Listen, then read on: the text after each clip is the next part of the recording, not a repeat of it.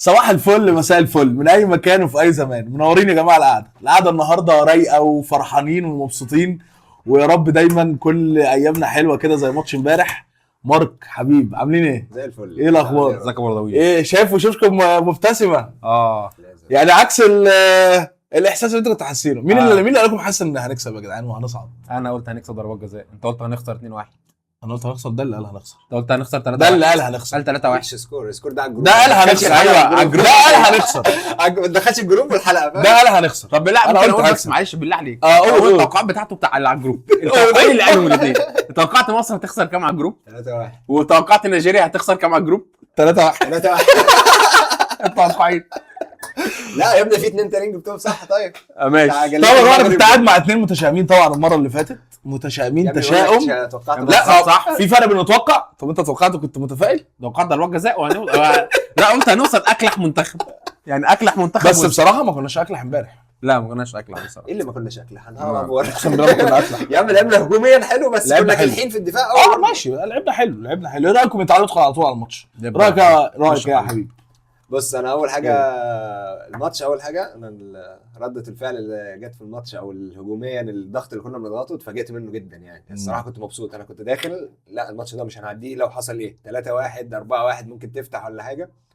بس اتبسطت قوي من التشكيل. اول حاجه مش حوار حمدي فتحي ان هو ليبرو دي برده حلوه مش وحشه. انه جاب حسام عبد المجيد مكانه ليبرو برده شغاله مفيش مشكله. اتبسطت في حته ان انت اول مره يكون عندك حد بيربط ما بين الاثنين المهاجمين وخط النص بتاعك. انت عندك مروان في خط النص جنبه حمدي فتحي شايلين خط النص حلو، قدامهم امام عاشور. انا شايف ان التشكيل ده جاء بالصدفه مع حسام حسن في فتره اخيره. يعني انا برضو مش بعيب على كده يا رضوان. بس يعني مش صدفه. لا انا هقول لك بالصدفه. انا هقول لك بالصدفه ليه. طب يعني ليه بالصدفه؟ مين ممكن يلعب مكان امام عاشور في القائمه كلها الموجوده في مصر؟ يعني ايه مين في القائمه اللي هو واخدها كلها ينفع يلعب في مكان امام عاشور صانع العاب؟ مفيش صانع ولا ألعاب؟ واحد. مفيش ولا واحد. عادي ممكن صلاح، ممكن مرموش، ممكن تريزيجيه. صلاح يلعب صانع العاب عادي. لا مش مرموش. شرط صانع العاب 10. طب ما خلي بالك، ما هو اصلا يعني امام عاشور ما كانش 10 صريحه في الاول. 10 صريحه امبارح وقت الضغط بس بتحاول عادي. مهاجم. بالظبط. عشان كده كنا دايما بنطلب من حسام حسن ان انت وقف لنا مصطفى محمد يلعب بمصطفى محمد وخلي صلاح ومرموش ده يمين وده شمال. عشان ايه؟ وانت بتضغط على المنتخب الضغط يبقى منظم فعلا، يبقى كل واحد فاتح الجهه بتاعته. الثلاثه اللي قدام فارشين خط النص كامل. ده اللي شفته امبارح في الضغط. امام عاشور على الورق تحت 2 راس الحربه، وقت الضغط بيضغط كمهاجم والاثنين بيفتحوا اطراف. والضغط امبارح كان منظم جدا جدا جدا فعلا. انا برضه لسه مش فاهم هو ليه صدفه. انت ليه صدفه؟ علشان علاقه البديل بالصدفه. علشان هو طول حياته بيلعب بال5-3. يعني بتيجي خط النص مروان عطيه. على فكره مش شرط ما لعبش 5-3 طول حياته. يعني هو انا شايف ان هو بالعكس ده هو ما فين يا رضوان. لا في البطوله هو اول ماتش بدا ايه؟ بدا 4-3-3. ولما لقى ان الدنيا باظت اول ماتش بدا فيه 4-2-3-1 او 4-2-3-1. بعد كده لما لقى الدنيا باظت معاه، انا دي اكتر حاجه عجبتني في حسام حسن. هو ما كملش. لعب ال5 بقى. 5 كام؟ 5-2-3. 5-3 5 قصدي 3-2. الماتش اللي بعده مش فكره كده. الماتش اللي بعده فكره كده ده اكبر دليل مش صدفه. هو لو انا شايف ان هو قدر يقرا. يعني قدر ان هو يقرا. يعني مثلا هو ما كبرش. هو كان في كل ماتش بيحاول يصلح اي غلطه وعملها. لا مش يعني مثلا في ماتش، انت اكبر مشكله كانت ايه في اول ماتش بتاع زيمبابوي؟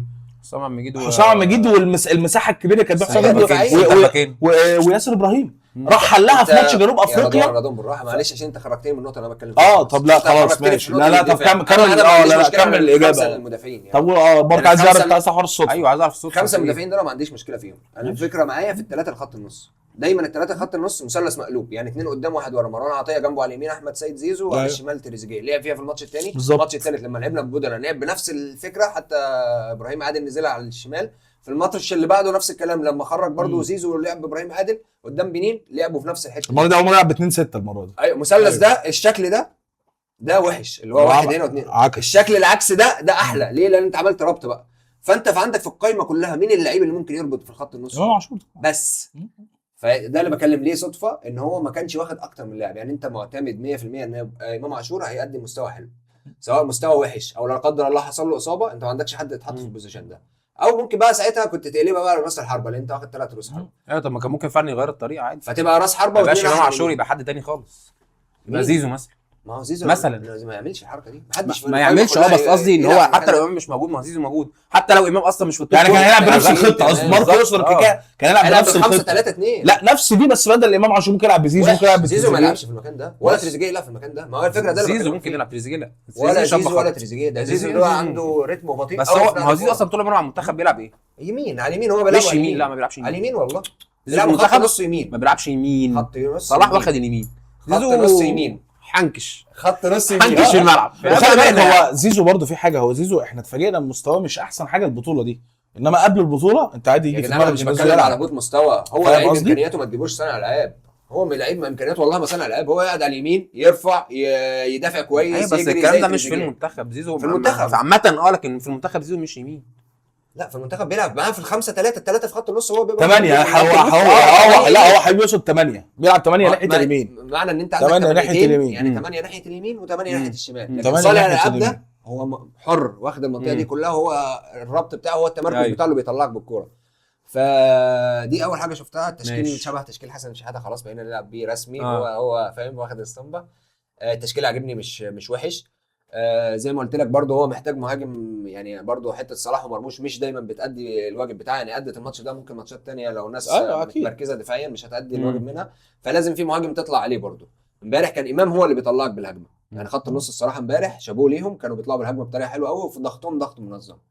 فمحتاجه برضه مص حربه محطه يطلعك في الهجمات بعد كده. ومحتاجه برضه ان الباكين عندي يطلعوا بشكل اسرع. يعني محمد هاني الماتش اللي فات برضه كان بيطلع وبيزيد زياده. لا امبارح اللعيبه كلها الصراحه.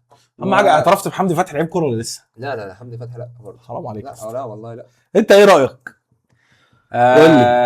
يعني حسام حسن كمل نفس اللي عمله من اول ماتش لغايه دلوقتي، نفس الطريقه 5-3-2 او 5-2، نفس القصه. يعني اللي فرق بس ان احنا بنلعب فرقه هجوميه شويه. الفرقه اللي فات كلها كانت اي كلام. هي التشكيله دي حلوه قوي مع الفرق اللي بتهاجم عليك بالظبط. فاحنا كنا دايما بننتقد حسام، نقول لك اما لما تلعب فرقه، اما لما تلعب كوت ديفوار، اما تلعب السنغال، تحولاتك بقى انت على التحولات اللي فرق بالظبط. فحسام حسن امبارح خلى المنتخب هو فعلا على التحولات. انا لما هقطع الكره هعمل ايه؟ في بقى اللي هيجري في الباصتين زي امام عاشور باصه والثانيه بقى في الجون. الكلام ده كله لعب على العرضيات، الكلام ده مشي برده. في نقطه سلبيه بس خليها في الاخر، يعني معلش. ده كده هنتكلم فيها في الاخر عشان اكيد هنتكلم فيها. عجبني جدا رامي ربيعه بصراحه الماتش كله. ده الماتش كله كنت هتكلم طبعا. رامي ربيعه وعمر مرموش، يعني الاثنين دول في الجون اللي جابوا محمد صلاح نموذج، حرفيا نموذج. اولا على كده مرموش سحب المدافع وهو منتهى السذاجه، فضل ماشي وراه يتسحب وراه. امام عاشور بالصدفه على فكره، ما اعتقدش ان هو يعني هو دي قصده، بس بالصدفه مشي في المساحه اللي ورا الخط النص. ربيعه لعب سروهات. امام عاشور اتفاجئ ان الكوره جايه له، فقال والله حلو جميل، جري والمدافع طبعا سنتر باك راح مع مرموش، فبقى امام عاشور رايح عملها بوش رجله تحفه. فانا الجون ده بالنسبه لي رامي ربيعه ومرموش اكتر من طبعا ثرو. يعني امام عاشور نموذجي حرفيا، بلس الجون اللي جابه رامي ربيعه برضو تحفه. يعني رامي ربيعه عمل بطوله هايله الصراحه، عمل بطوله قويه جدا. هو امبارح عامل رامي ربيعه عامل اكتر من 4 سروهات لقدام كلهم صح. برافو عليك بالظبط. فالنقطه الثانيه صلاح، احنا ما بنعتمدش على جري صلاح خالص.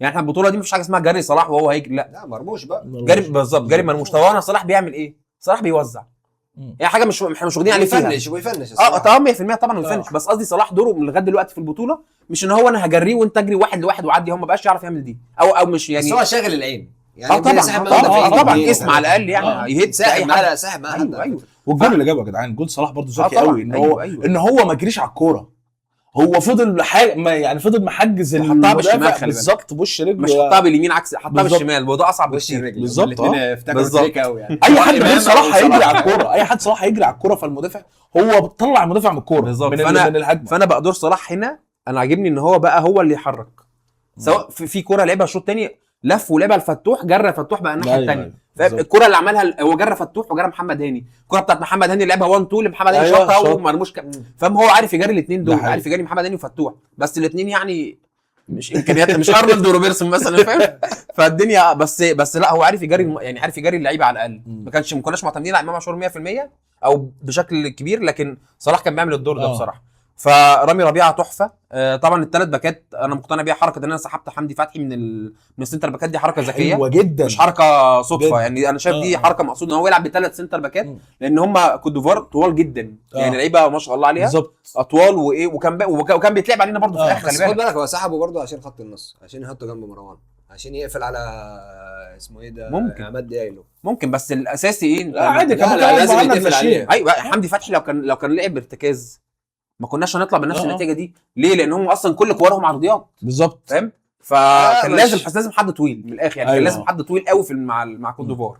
مش لا عادي على فكره، كان لعب بيه ورا وكان حط محمد لاشين، كان نفس التشكيل طلع بيه هو. بس احلى حاجه لا عملها حمدي امام فتحي عاشور ارتكاز مع قدامهم كوت ده. ديفوار ما اعتقدش. لا انا هقول لك بيلعب ارتكاز حمدي فتحي يلعب ثالث مع سنتر باكات مع ما كوت تفرقش، ديفوار. مهند لاشين كان عامل يوم نفس الدور اللي مش في على خط نص الملعب، مش بتكلم على نص الملعب، انا بتكلم على خط الدفاع السنت الثلاثه العرضيات اللي بتتلعب عليك. مش بتكلم نص الملعب، نص الملعب ممكن يعمل مهند لاشين لكن بتكلم ان يتلعب عليك عرضيات. حسام عبد المجيد كان مدي قوه شويه، ان الثلاثه بيلعبوا دماغهم حلو أيوة جدا. فاهم. حتى لما كان بيطلع بكورنر او بفاول يعني حسام بيلعب ده طلع حقيقي. واحده ورامي ربيعه جاب الثانيه ومش عارف يعني، كان في حركه في القصه دي. فانا عجبني ان رامي ربيعه بيطلع بالكوره كويس، صلاح بيوزع، مرموش ما شاء الله عليه جامد جدا صراحه. في كل كوره امبارح ده راجل ايوه بيلعب لعيب عافيه. السيتي هو ده مرموش. جدا. عافيه راجل. جدا كده لعيب في السيتي بالظبط. والله. لعيب كده بيموت لعيب. على كل كورة حرفياً. الجول اللي جابه اصلا هو اللي قطع الكوره بالظبط. البصايه كانت قصيره شويه هو اللي فدول اللي عجبوني. النقطه الاخيره اللي عايز اتكلم فيها محمد الشناوي. بصراحه كان نقطه صعبه جدا لا الواحد صعبه قلبه جدا كان جدا.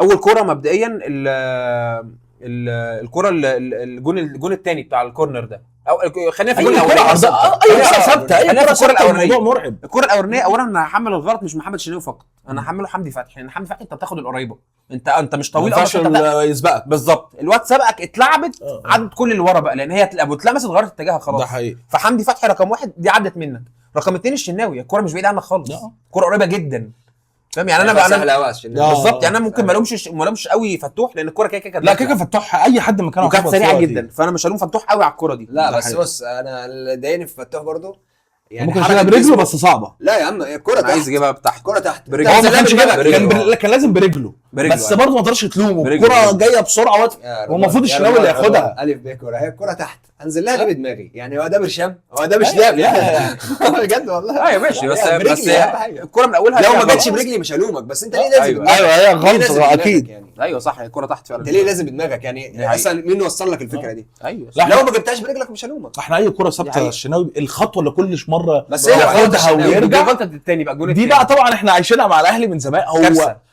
يروح رايح وراجع دايما كل كوره خطوه ويرجع، مش عارف ايه لازمتها ويرجع. بعدين منزل ستوري النهارده ان الواد خبط ملهاش لازمه. مش بنلومك انت صديتها ازاي، هي من الاول خالص انت ليه ما طلعتش الطلعه ده خلاه يسخن زي ما انت كنت تقول لي قبل ما نبدا، ان هو على الفاول اللي اتلعب علينا طلع يجري الشناوي سبرنت على عايز يشيلها بايده اخر فاول في الدقيقه. هو شالها الحمد لله. لكن احنا يعني انت شلت اللي من بره قوي، والكره اللي في السته تقريبا خدت خطوه ورجعت. هو لاحظ ان بعد الجونين لاحظ ان المشكله في الحته دي، قال لك لازم اطلع على كل كوره. بس هو برده كان في سن التوتر، لان قبل الفاول كان في خبط شال حمدي فتحي الكوره اللي قبلها، هو طالع شال حمدي فتحي. هو كان متوتر شويه عشان الجونين، هو عارف ان هو الجونين ايوه بالظبط في غلط كبير هو متحمل. بس هو انا بالنسبه لي مش من اول الماتش اللي لعبناه في البطوله، وهو في حاجه مش هو ماتش جنوب افريقيا لعب كويس. لا تكمل خلاص يعني، بس ماشي هنسيبنا من القصه. رايي الصراحه في الماتش، بص انا شايف ان حسام حسن قرا الماتش حلو جدا جدا. وهبدا باخر نقطه انت قلت فيها، حوار الثلاثه الدفاع لورا. كل الماتشات اللي لعبها حسام حسن بالثلاثه مين اللي دايما بيقف في النص؟ رامي ربيعه، مش عبد المجيد. عمره عبد المجيد وقف امبارح بس ده في الخمسه 3 في الخمسه 3 2 دايما رامي ربيعه اللي بيقف في النص. حتى لما ما لعبش مع عبد المجيد وياسر لو تفتكر لعب بهاني وحمدي، ولما كان بيلعب بيهم كان دايما في التصفيات ولا قصدك في البطوله؟ لا مش سيبك من البطوله، قبل كده دايما رامي ربيعه اللي قدام، يا اما خالد صبحي يمين وحسام عبد المجيد دايما شمال، او محمد. ليه الماتش ده حطه كده؟ انا عشان ديالو خلاص. هو انا شايف ان ده واحد قاري، خلى حسام عبد المجيد في النص، وودى رامي ربيعه اللي عمره ما لعب شمال معاه، دايما بيلعب في النص، وجاب حمدي على الشمال برضه، لان رامي ربيعه اسرع منهم. رامي ربيعه اسرع من عبد المجيد واسرع من ياسر. مين اللي في ظهر احمد فتوح؟ رامي ربيعه. فعشان كده دايما الكوره على فكره الجول اللي اتشال من ديالو اللي هي الشوطه اللي شاطها في اول ربع ساعه دي، رامي ربيعه اللي شايلها. اي كوره لديالو في ظهر فتوح على طول رامي ربيعه. فدي انا الصراحه شايف انه لا ده وكمان مدرب. حمدي فتحي جنبه كمان، هو فانا شايف ان ده مدرب قاري. انا مش شايف، لا انا يعني على قد ما حسام حسن مش قاري، هو كان نازل في مدافع، انتقادات. ما ده طبيعي. لا قاري. انا شايف ان هو مذاكر. يعني ايه قاري يا رضوان؟ قاري اهو مذاكر لعيبه الكوره الخصم، تفاصيل. مذاكر لعيبه الكوره الخصم. تفاصيل. بص لما اقول لك محضر الماتش وقاري، لما انا بلعب 4 مدافعين وابقى رامي واحد لا ولا مش بلعب شرط بخمسه. ليه؟ لا مش شرط. انا خالص. ببقى لاعب ب5 وقدامهم 2، فطبيعي ان انا اقفل لك الناحيتين يمين شمال. لا مش ملهاش قاري. علاقه. هو انا مش قاري ديالو. لا بالعكس قاري وانا مش طبعا. انت مش قافل على ديالو بس، انت قافل الناحيه الثانيه برضه. ايوه قافل الناحيه الثانيه. ايوه انت بس انا ليه؟ طب ما انا بقول لك اهو طول عمره رامي ربيعه بيلعب نص، ليه لعب شمال البطوله امبارح؟ دي ما لعبش نص ولا مره. عشان يسعى حسام عيد عمره ما لعب اصلا. ماشي البطوله دي رامي ما لعبش ولا مره نص. ايوه بس طول التصفيات قصدي خلاص انت دلوقتي حمدي لا ترجعنيش كل بقول سهله. لا انا شايف ان هو حد كان فعلا قاري الصراحه. بقى تاني نقطه، اللعيبه كانت رجاله قوي قوي قوي قوي. حمدي فتحي امبارح عمل ماتش خيالي. حمدي فتحي عمل ماتش خيالي. هو اصلا الجول اللي جه الاول ده جاي احنا جبناه ازاي؟ طبعا هو كاره حمدي فتحي. بس الجول اللي جه ازاي؟ ضغط حمدي فتحي على الواد. حمدي فتحي قطع الكوره، امام عاشور. حمدي فتحي كان جامد جدا. مروان عطيه ضغط اللي على الواد اتشنكل في الكوره على فكره. خلاص انت هتقعد بقى تطلع كل لا مفيش حاجه اسمها كده. بص مش عشان كسبت اقعد ازور في كل حاجه. مش بزور في كل حاجه. لا حمدي فتحي سيبك يا عم الكوره دي. الماتش كله سنجاري الكوره وقعت تحت رجله. لا انت جاي على حمدي فتحي. حمدي فتحي طول البطوله حمدي فتحي يا عم انا مادي على دماغي وعلى عيني. اللعيبه امبارح يا حبيبي كانت بس ما تقوليش الجون بسبب ضغط. يعني هو ضغط وكل حاجه بس سنجاري اتزحلق في الكوره قبل الضغط اصلا. طب ما عادي كان ممكن يتزحلق ويجيبها. هو ما اتزحلقش وقع يعني. ده طلعت من قدامه حمدي فتحي جري خدها. ايوه ما وقعش يعني عادي يا اسطى. مش لازم يقع. داس على الكوره اتاخدت منه. داس على الكوره. لا انت ما انتقدتش الشناوي انا مش فاهم. كان حمدي فتحي الشناوي لما لبسنا جونين انت ما انتقدتش كده. بص احنا عملنا اداء دفاعي امبارح كويس وعملنا الاحلى امبارح بقى مش الدفاع. الاحلى بالنسبه لي كانت التحولات. بالظبط. جبت 3 اجوان.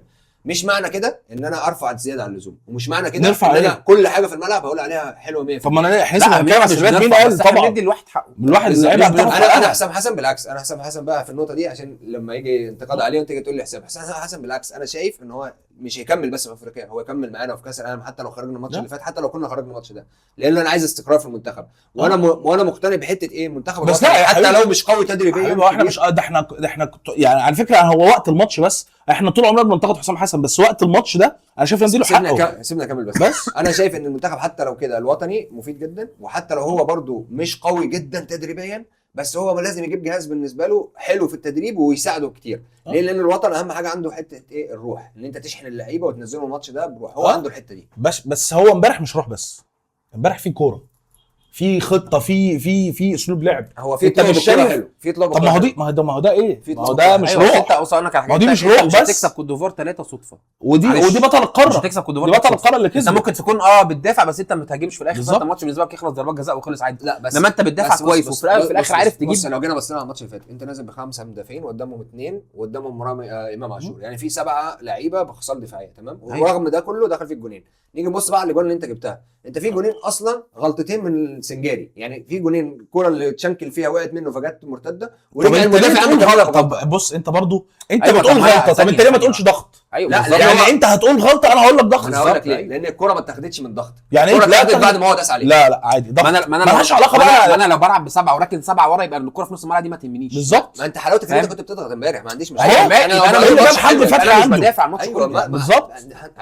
انا بقول لك ضغطك حلو بس هل الضغط هو اللي غلطه؟ أيوه. لا والله لا والله هو كان عداه اصلا. لا مفيش الكلام ده. هي كان عداه وداس على الكوره يعني. فانا الماتش حلو وكل حاجه بس ما ترفعش قوي يا رضوان. مش برفع. انا بقول لك الماتش الجاي تتصدم. مش برفع. انا مش برفع. الاجوال جت ما جاتش حظ، ما جاتش صدفه، ما جاتش عشان بس سنجاري وقع. لا خالص. ما جت عشان في ضغط، في اسلوب لعب. يعني حسام حسن ما كانش بس مجرد روح امبارح. انا شايف لا كان في فكر، كان في اسلوب لعب. هقول لك على حاجه. طب ما هو انت مش انت بتقول او كلنا كنا بنقول ان هو دايما بيلعب ب5-1-2 5-3-2 الا هي 1 و2. ايوه امبارح ليه عكس 2-1 غير يعني ما كبرش عشان يدافع اكتر. ايوه بس طب لا احلى على فكره عشان يدافع اكتر بس في نفس الوقت تنقله في التحولات. تنقله في التحولات يعني في فكر مش مجرد روح اللي هو. ما انا اقول لك على حاجه. لو فكر ما كل مصر كانت بتقول له العب بمصطفى فتحي بمصطفى محمد واعمل الاثنين باكات. دي كانت جدع. هو ما عملهاش. لا عملها. لو جيت بصيت امبارح ما عملهاش على البرنامج. امبارح سيد معوض كان بيطلع مع برنامج مهيب نفس التشكيل اللي نزل بيه حسام حسن. سيد معوض كان نفسه يلعب في التشكيل. فاجي اقول لك بقى سيد معوض معاه فكر.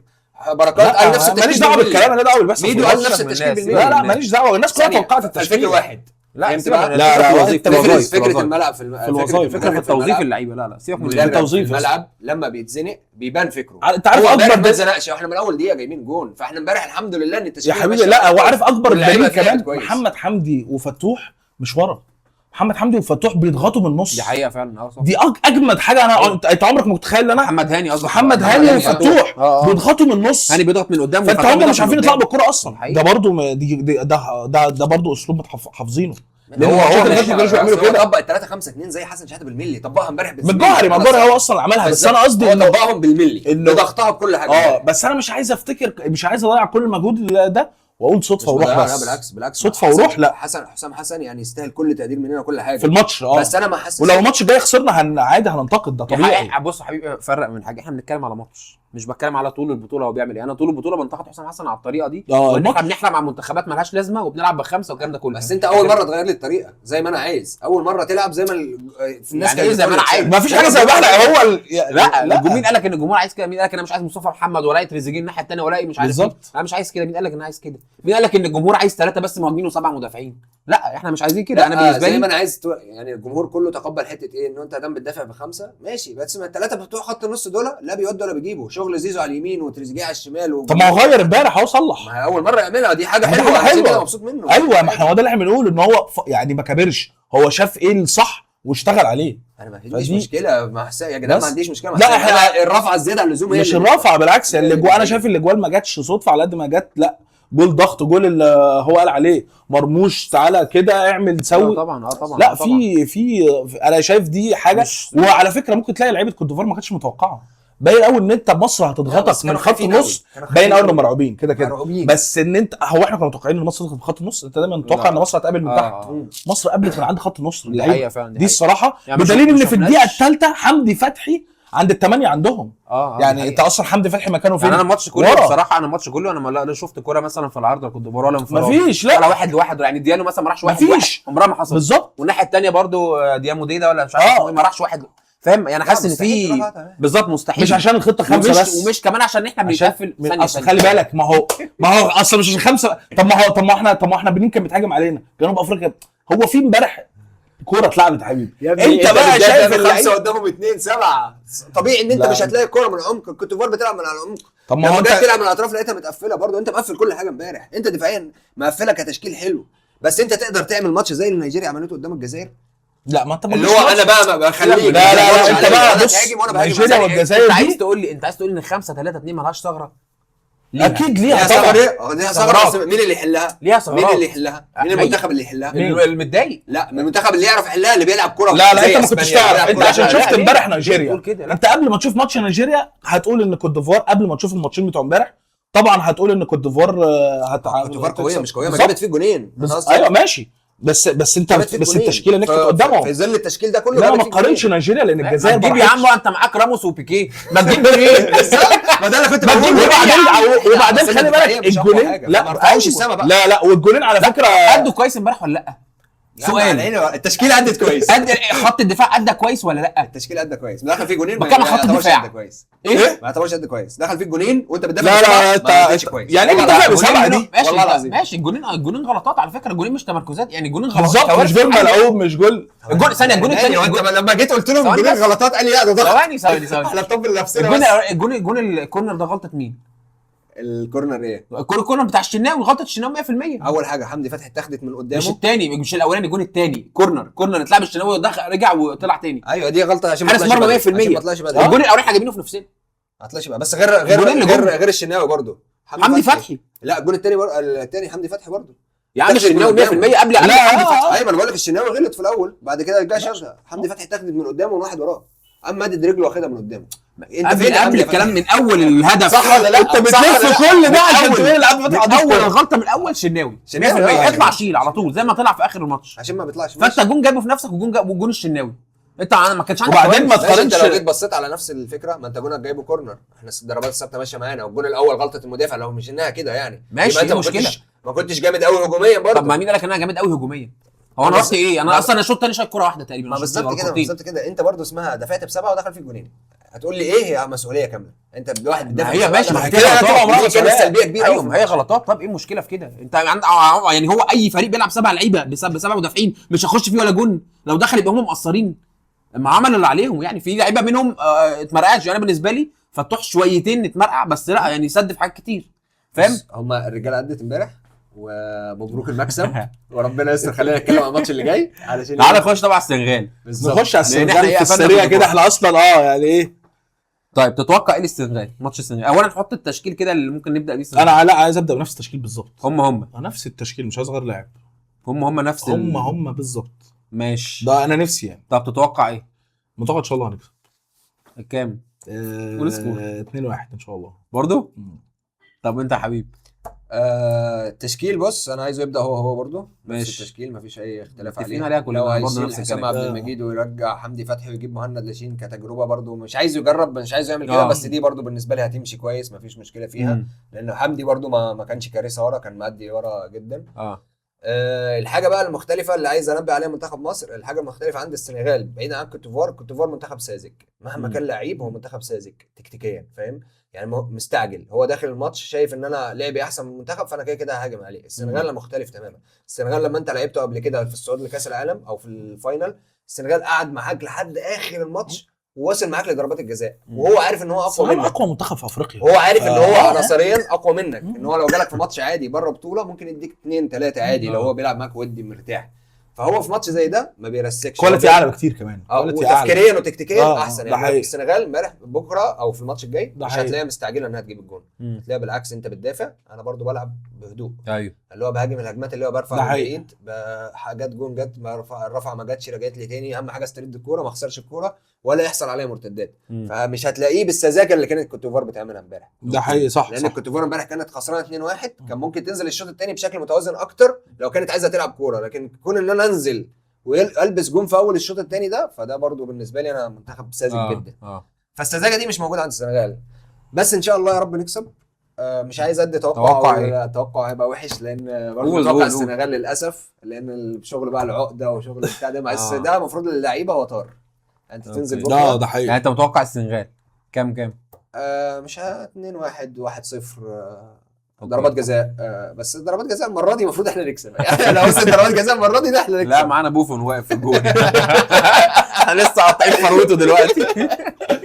وانت متوقع ايه؟ لا انا متوقع ان اولا نفس التشكيل زيكم مش هنختلف، يعني يا ريت يكمل بيه، ونفس اللي حصل في كوت ديفوار يحصل في السنغال، نفس الكوره نفس السيستم نفس كل حاجه. بس يا رب نعرف نستغل نفس الكوره السنغال بالظبط. هي دي الفكره بقى. نفس يا رب، لان احنا خط دفاع كوت ديفوار مش زي السنغال خالص. دفاع كوت ديفوار بالحارس على فكره كانوا اسوء بكتير من السنغال، اسوء بكتير جدا جدا جدا امبارح. لا يعني مدرب بياعهم، يعني مدي الهجوم زياده عن حقه وسايب خط النص متاكل منه الماتش كله امبارح. فهي نفس الطريقه اللي هيلعب بيها كوت ديفوار هيلعب بيها بالنسبه لي السنغال. واحنا كده منتخب رد فعل مش منتخب فعل يعني.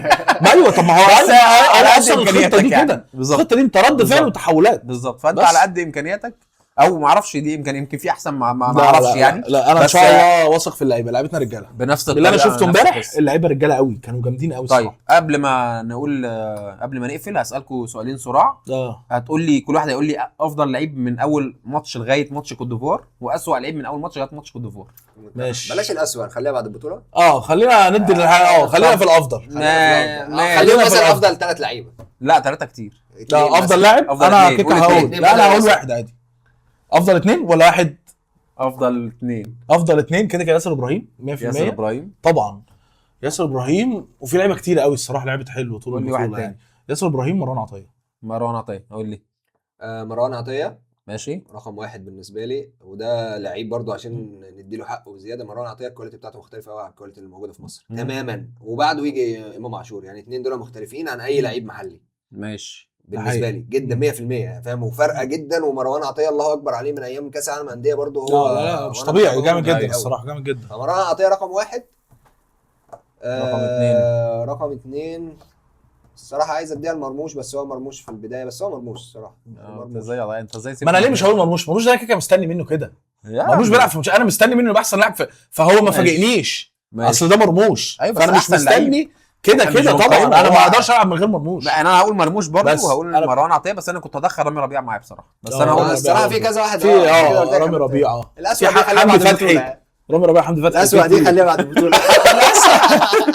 مستحيل انت مستحيل تقول الاسود دي حمدي فتحي، حرام عليك ماشي، كده. مدي في اخر بطوله، في اخر مستحيل الصراحه بطوله، بدي بطوله في حلوه. اخر بطوله خلاص. دي يا جماعه كانت قعدتنا، اي نعم اتخانقنا كتير بس هي دي حلاوه الكوره. نشوفكم في الماتشات اللي جايه. سلام.